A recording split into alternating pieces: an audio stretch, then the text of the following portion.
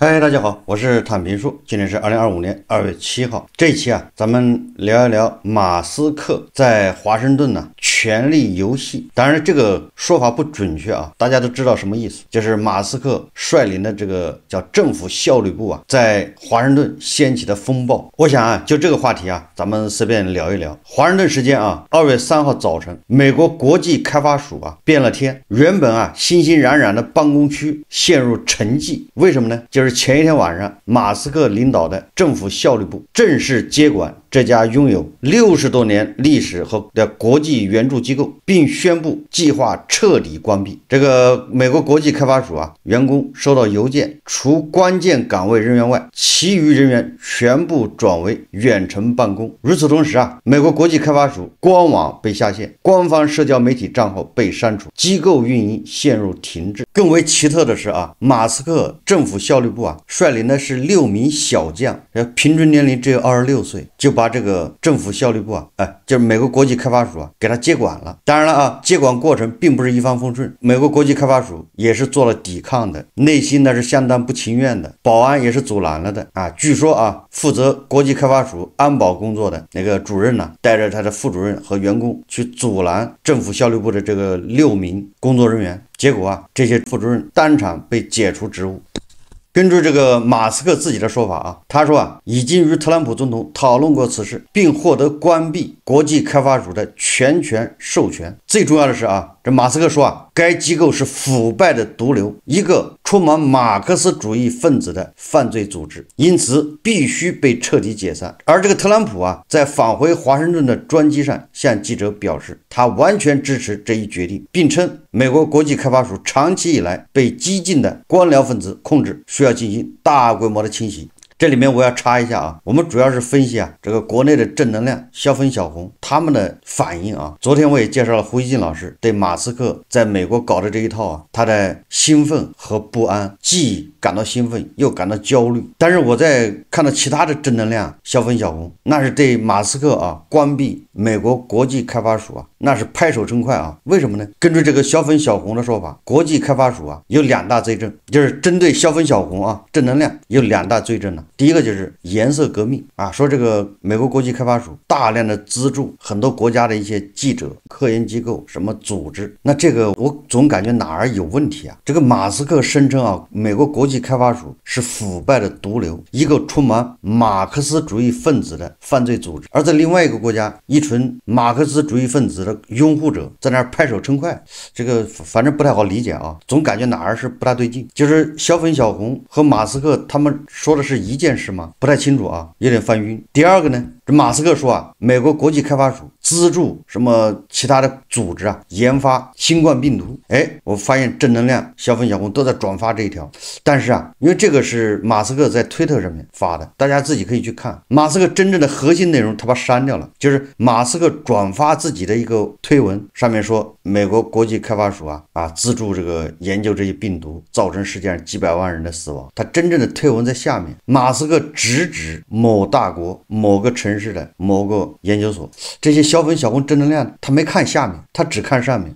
是你美国国际开发署资助的，这个好像马斯克他调查出来了但是这个我不敢肯定是不是真的。说这个美国国际开发署给某个研究员也是某大国的就是刚才说的那个城市的那个实验室一个实性的研究员，好像是4万多美金吧一年然后给还有另外一个研究员是2万多美金一年资助这个按道理来说，这个小粉小红应该跳起来骂才对对吧？你放屁，血口喷人，但是没有小粉小红好像在那儿还手舞足蹈，欣喜若狂。你看看那个正能量，这个头部正能量这个胡锡进老师。所以说这个世界很有意思这个正能量小粉小红一天到晚说这个卖国那个卖国，我说真正卖国的就是这些小粉小红正能量，这是真正的卖国分子。当然了，他们也卖不了国没那个能力。就是马斯克在那边疯狂的打他脸，他不知道，那你说马斯克这不是白干了吗？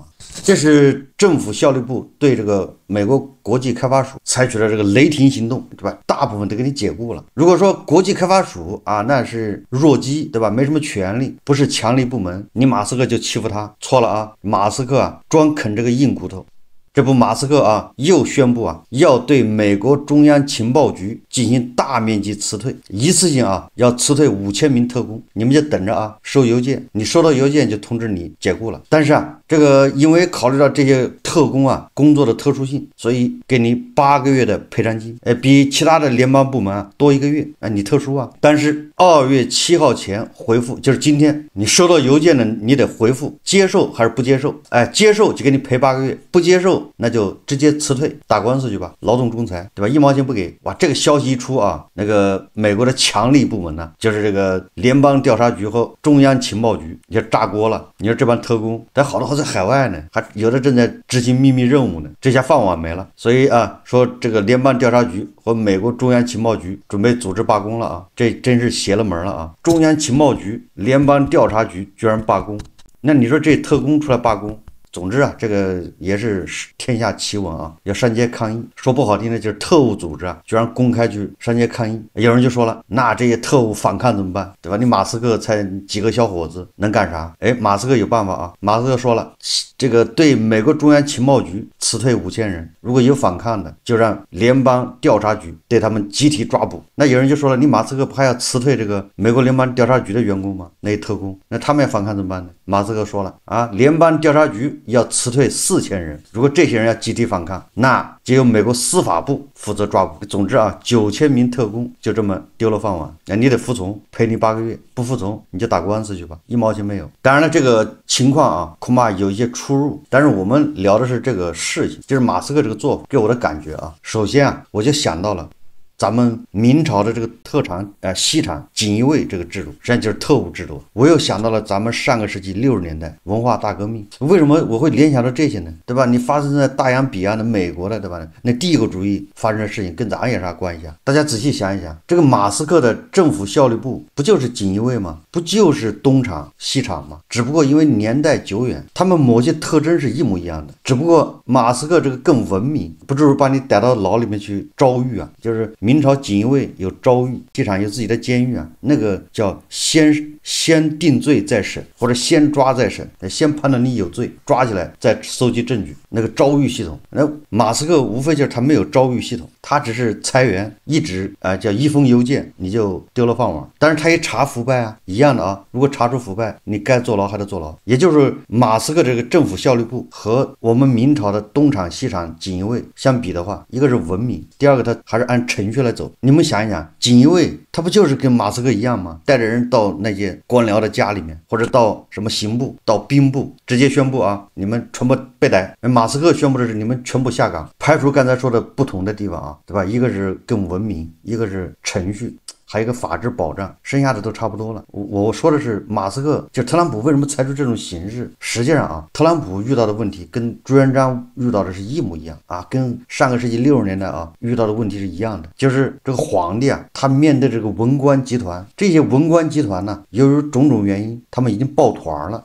革命年代积累下的、打下的深厚的友谊啊，大家都同病相怜。虽然也有内斗啊，但是他文官集团总体上是铁板一块。皇帝是最怕这种情况发生，就像地保老人一样啊，一旦这个下面官僚集团抱团的话，针插不进，水泼不进，然后他就成了个信息茧房，他就成了个傀儡，他就任由这些文官集团摆布啊，这是现实情况啊。大家仔细想一想，皇帝被封闭了，那朱元璋如何打破这个文官集团的这种封锁呢？文官集团从上到下，从这个中央的什么刑部、兵部，对吧？吏部，一直到下面的州县，织起了一张密密麻麻的关系网。那朱元璋没有办法，只能搞个锦衣卫。这个锦衣卫跟你文官集团没关系，这锦衣卫不用考试，不是科举上来的，是他选的。你这锦衣卫的升迁呢，跟那个兵部啊，跟那个什么吏部没关系，你是独立的一套系统。所以这个锦衣卫跟文官他搞不到一块去，他们俩天然对立，对吧？锦衣卫就是抓文官系统，你看是不是这个道理？但是啊，时间长了，锦衣卫也会被文官系统啊所拉拢腐化。因为锦衣卫他毕竟是正常的人呢，他也想读书啊，对吧？谁不想叫什么有功名，对吧？就靠做皇帝的打手，毕竟不能光宗耀祖啊，就官做的再大，对吧？也满足不了那种知识分子那种心态啊。而且这个锦衣卫越往后来，你越得要这种知识，对吧？比较高的人、有学历的人、有文化的人，才能对付得了这些文官系统。总之啊，锦衣卫作为一个正常的人，很容易被文官系统所同化，他们又搞到一块去了。也就是皇帝对锦衣卫也不放心了，本来是让你们俩斗的，你现在我看斗的也不那么激烈，不是你死我活，皇帝不高兴，皇帝需要你们斗的你死我活，这样的话他好平衡呢，他才能知道真相啊，否则你们都不斗，你们的团结一气，那不就把皇帝懵逼了吗？所以这个时候东厂就出来了。东厂为什么出来呢？因为东厂是太监，这太监他也不考试，他也不科举，太监跟那些文官玩不到一块去，因为有鄙视链呢，他不是个正常的人，哪个知识分子愿意跟太监搞到一块啊？那不被人戳脊梁骨吗？所以你看啊，然后太监又是皇帝最亲近的人，所以你看东厂他就应运而生啊，发展东厂这个组织，在监督锦衣卫和文官集团。后来东厂也没有监督，就东厂自己没有监督，他搞个西厂来监督东厂。你看马斯克搞的是不是这一套啊？就特朗普认为这个你下面这些官僚集团已经把他架空了，都在说谎。这个美国虽然是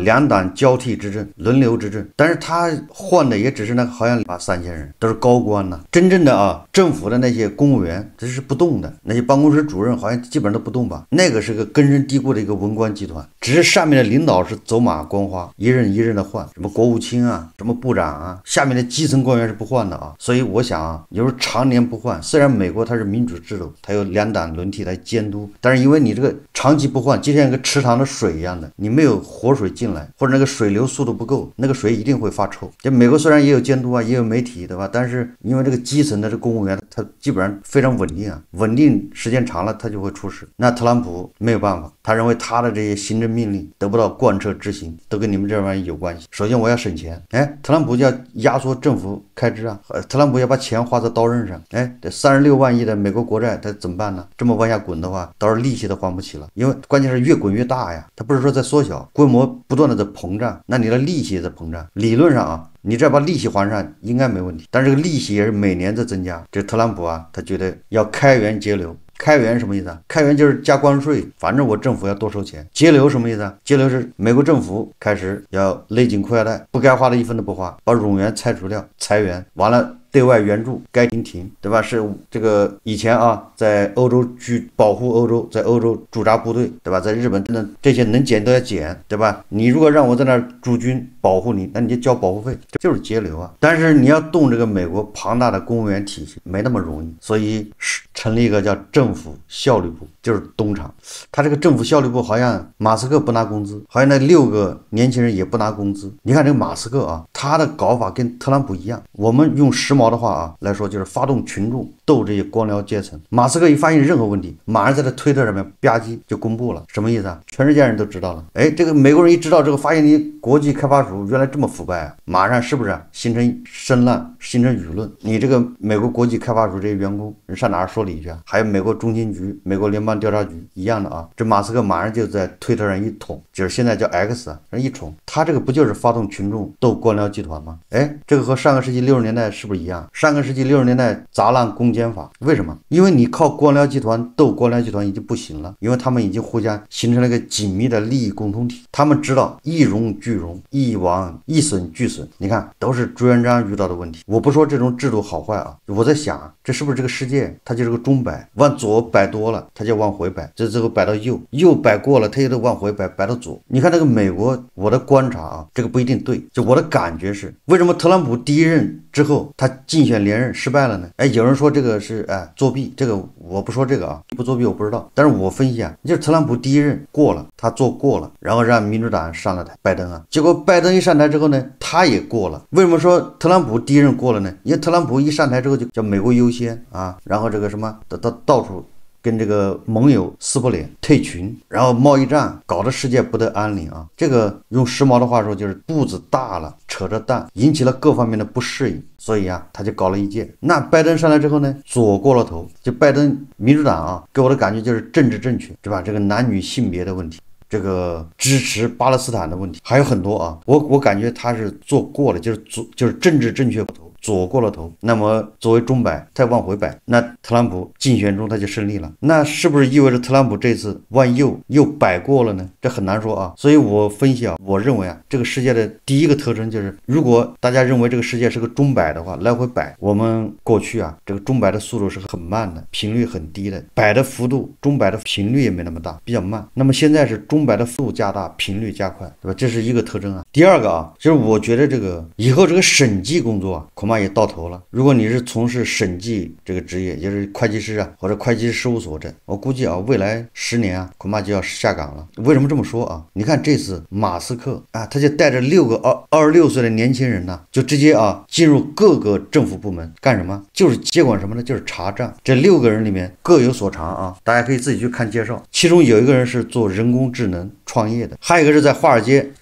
做基金公司实习过，擅长什么模型、金融、交易，这个叫博巴的，在互联网公司干过，在桥水基金实习过，专长是数据分析和金融模型。更过分的啊，他这个6个人里面最年轻的只有19岁啊，那真的是个孩子啊。这个人在马斯克的公司实习过，我感觉马斯克给他的任务就是 KPI 考核，自己制定一套标准，然后把这个政府部门的人按照这个标准去考核。还有负责系统安全的，这个一个叫克里格的，是人工智能与大数据分析的专家。这6个人啊，拿到了美国财政部的权限，就是他可以通过美国财政部来调查国际开发署通过美国财政部给谁付款，然后对此进行分析。这个越查呀，后面的猫腻就越多。你想一想，6个人审查美国这么多政府这么多部门，就靠人工智能和大数据，这就充分说明啊，这个审计工作还可以优化，通过人工智能把审计工作的大部分工作都能做了。所以通过这个马斯克率领6个小将，对吧，接管这个开发署，至少说明这个审计啊应该感到这个前景很渺茫。如果你学的是会计专业，那么你也要跟教师一样准备改行吧，不要一条道走到黑了，因为你的工作被人工智能取代。我在想啊，马斯克做的这些，阿根廷的总统米莱也做了，这给人的感觉好像阿根廷这个动静没有美国这么大，这是这种感觉啊。实际上阿根廷也爆发了很多次游行示威啊，对吧？米莱把阿根廷这个政府部门砍掉一半，那么为什么马斯克搞的动静感觉特别大呢？我说的这是一种感觉啊，我没有直接去对比，至少舆论掀起来比较大嘛，全世界的关注。你那个米莱搞的好像就几次罢工，就是反对派这个工会也就是给人感觉阿根廷是叫无痛式手术，就把一半的公务员给裁掉了。马斯克为什么动静这么大呢？我在想一个还是权力的问题。米莱毕竟是总统，对吧？米莱亲自操刀，他一切都也到议会去要授权，议会一旦授权了，别人也没办法了，他只要把议会搞定，他就说了算。马斯克虽然他跟这个特朗普是叫一字并肩王，但毕竟对吧，他还是个影子嘛，他本人没有实权，他得仰仗特朗普。如果特朗普哪天不高兴说这个他有点激进了马斯克初衷是好的有点不注重方式方法，那就相当于把马斯克给否定了。这马斯克的权力来源是来源于特朗普，所以这个还是要差一点。那么马斯克的所面临的这些对手人家也有机会，比如说他的靠山是民主党，或者他靠山是共和党党内的某些大佬，或者对吧，人家在国会参议院还能左右。在美国毕竟不是所有的事情都是特朗普一个人能说了算，你到了众议院到了参议院还得拉扯一阵子对吧？这些反对派这些既得利益者他还是有机会可以反扑的或者顽抗所以这个马斯克他就更得就是面对的困难更大，阻力更大，所以他不仅要仰仗这个特朗普，所以他还要发动群众所以他就把政府的这些丑事、贪污腐败、毒瘤，他要在 X 上面公之于众，引起舆论的关注，逼着你这些人就范，所以他搞的动静就大，这个跟他的权力有关系。不过话说回来我是希望马斯克成功这种希望马斯克成功没有别的意思。对我来说一切反正你花纳税人的钱，你就应该受到监督，而且你应该经得起检查，对吧？你这政府，比如说美国的什么国际开发署、什么联邦调查局等等这些机构，你花的是美国纳税人的钱，你就应该经得起检查。就正所谓流水不腐，户出不度美国的公务员体系长期的稳定多少是有问题的。你看有媒体监督，但毕竟还有光照不到的地方，甚至媒体跟他们恐怕也形成了一个既得利益群体，对吧？是一条绳上的蚂蚱，表面监督，实际上也输入监督了，因为媒体它已经固定了就那么几家大大的媒体啊，也是稳定的，最后导致心知肚明。实际上啊，印度啊这个问题更严重，你花纳税人的钱，你花大头的钱，更应该接受监督，经得起监督，对吧？经得起像马斯克这样的突击检查，上来先把你所有的权限给关了，然后他有权限把你所有的数据调出来，大数据进行分析，对吧？一条一条的过，每一笔钱给你查清楚，流到哪儿去了，产生什么效益了。所以说啊，不仅要查，而且要经得起查。从这个角度啊，我是非常支持马斯克。胡锡进老师担心马斯克，恐怕主要是害怕经不起查呀，万一都这么查，那不就麻烦了吗？胡锡进老师也是媒体呀，对吧？过去大家都是心知肚明的，都是你好我好。最后再说一说啊，马斯克这么干对他本人有什么好处呢？目前来说他好像没什么好处。首先一个，你看马斯克他都已经这个留下了遗言呢，大家看视频啊。Identified as that I've told the board, look, if something happens to me unexpectedly, this is my recommendation for taking over. So in all cases, the board is aware of who my recommendation is, which they may choose to. It's up to them, of course. They may choose to go a different direction, but there is in the worst case scenario, this is who should run the company. The control question is a much tougher question, and something that I'm wrestling with, and I'm frankly open to ideas because it certainly is true that the companies that I have created and are creating collectively possess immense capability. And so the stewardship of them is incredibly important. I want to make sure that the stewardship is ultimately accrues to the benefit of humanity. 马斯克安排后事，透露自己可能被暗杀，当然了，这个也有可能啊，因为你这么激进的改革啊，你得罪了那些特工，保不齐就有人过不下去，对吧？这个风险还是很大的。你比如说这个特朗普吧，有记者就问他说：“你不怕伊朗要对你采取措施吗？就是暗杀他。”特朗普说了啊，我已经留下了指示，要是我被杀，那整个伊朗他们就消灭。某种程度上也是恐吓啊，也是震慑。但是马斯克你消灭谁呢？所以第一个他人身风险确实有啊，这么激进的改革对马斯克个人来说还有第二个风险。虽然说美国跟印度的历史不一样，但是我觉得啊，人性应该差不多。就这种权臣呐，毕竟他跟米莱还有不一样。我刚才说了，他只是他的权力来源于总统，来源于这个特朗普授权，所以他某种程度上像权臣得宠。那像这种人在历史上好下场的不多，就是下一任如果民主党上台，那要清算的话，他清算特朗普大概不太容易，那清算马斯克是可以的，对吧？那清君侧嘛，那是特朗普为什么这么胡来，那都是马斯克给他出的主意啊，所以把他给办了，他是最后后手。那办马斯克比办特朗普容易得多啊，大家想想吧。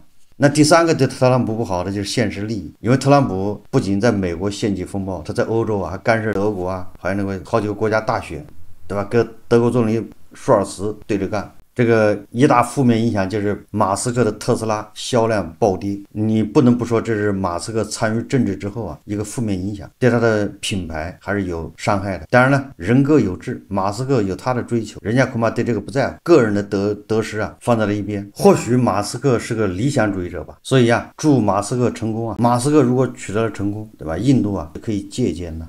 又有了对照学习的榜样啊，就看你学不学，还是要坚持摸着石头过河。好，这期节目啊，我们就聊到这里，感谢大家收看。如果喜欢我的节目，欢迎订阅、转发，也可以在下方留言评论，谢谢大家。